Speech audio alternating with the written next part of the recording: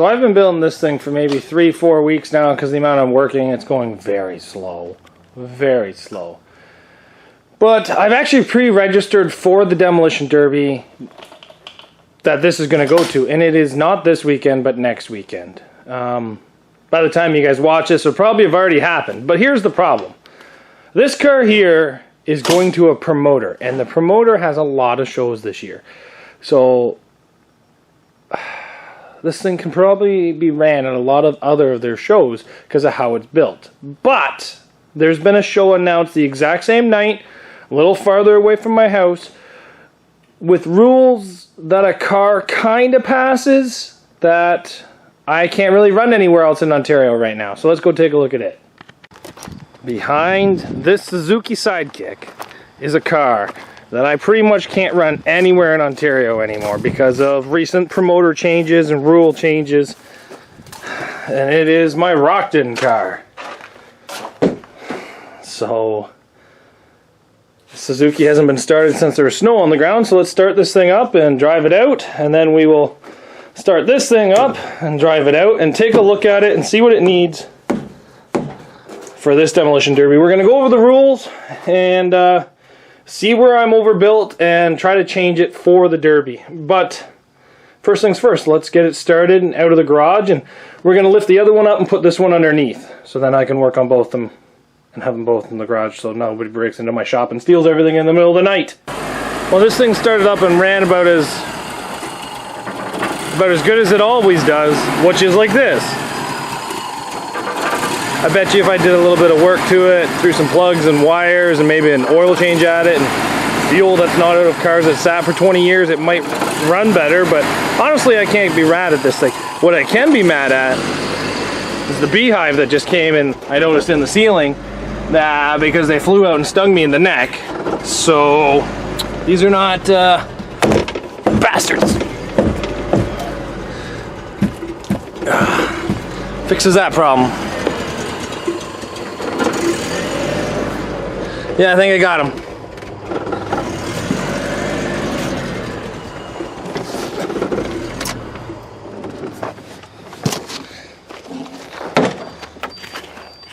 So now that we got this thing out of the way, let's go see if this thing will start. I did have this out this spring. I just don't know if the battery's still any good in it or not. I'm not really sure. Okay, so fuel pump's working. Oh, buddy! She runs!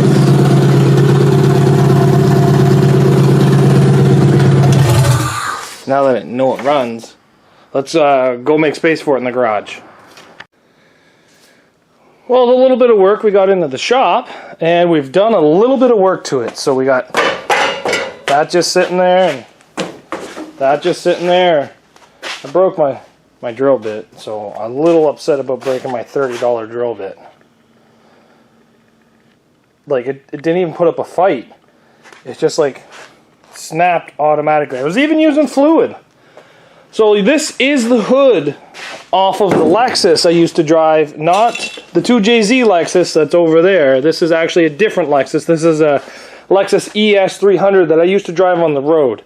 As you can see, people like to hit me in the Lexus. So yeah, I was damaged on the road, and I actually off-road raced it at Rivers Race last year, but it didn't survive the scrap run of 2021, so it's gone.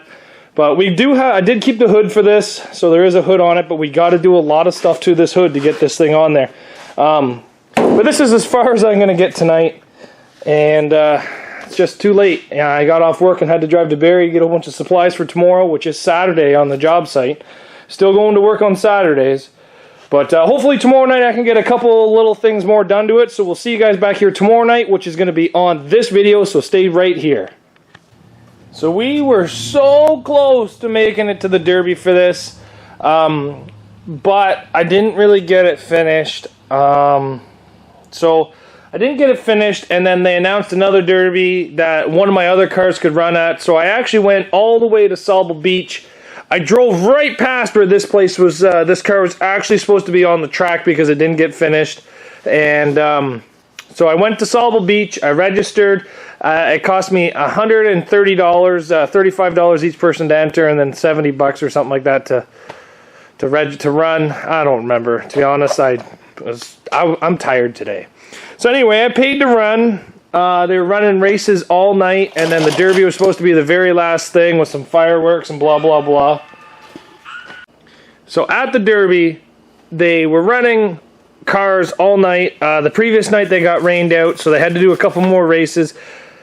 It rained, and then they spent an hour driving the track, drying the track. They did some more racing, and then it rained again, and they spent 1 hour drying the track again, and then it was about 1 a.m., and they said the Derby's canceled.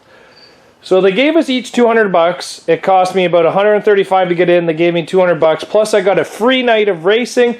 Like watching racing with the wife. We had the best seats in the house. We were feet away from the corner. So if you guys check out my TikTok, you'll see a couple of videos of those I put up there.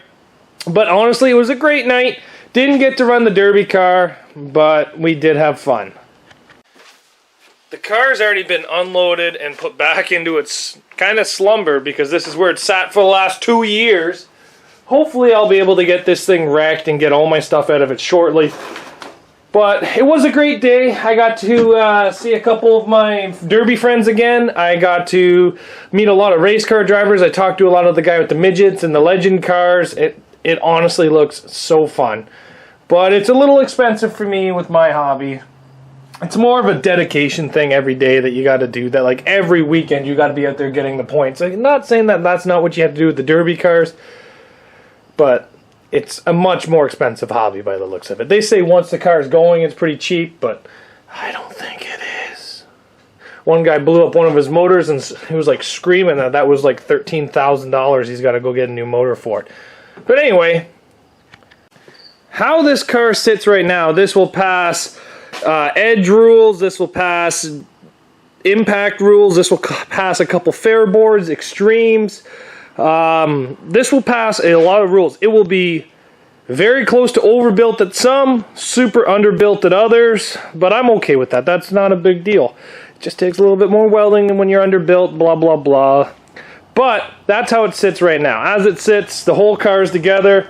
I have no front suspension in it. I got the airbag out. I got toggle switches. I don't even have toggle switches in this thing. Oh, I do, so never mind. I do have toggle switches. Door still open and closed. No gas tank protector.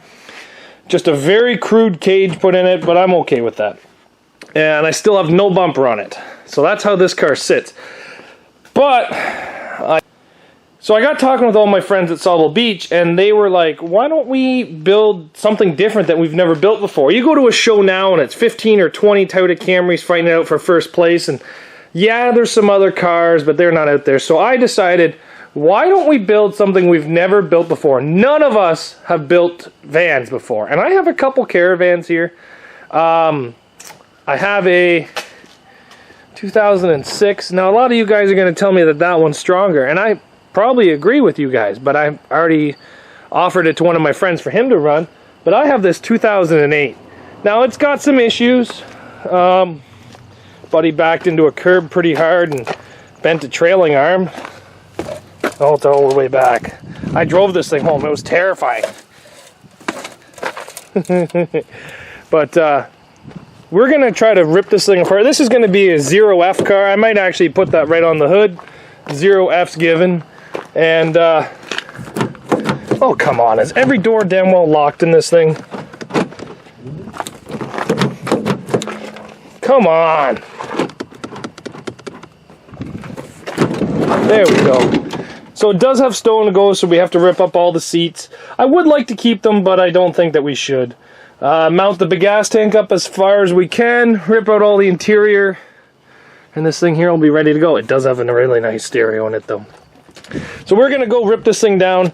Some things that we have to do is obviously fix the trailing arm. I'm going to look at the rules. Probably just going to use a 1-inch washer and weld it back together. I repair as best as I can. I have to give back these steel rims. So we are going to be putting aluminums on it. Only the best. Battery's going to obviously be moved. Computers are going to be moved.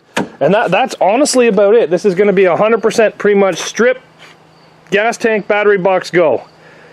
Maybe a little bit of wiring moving. So let's go strip this thing down.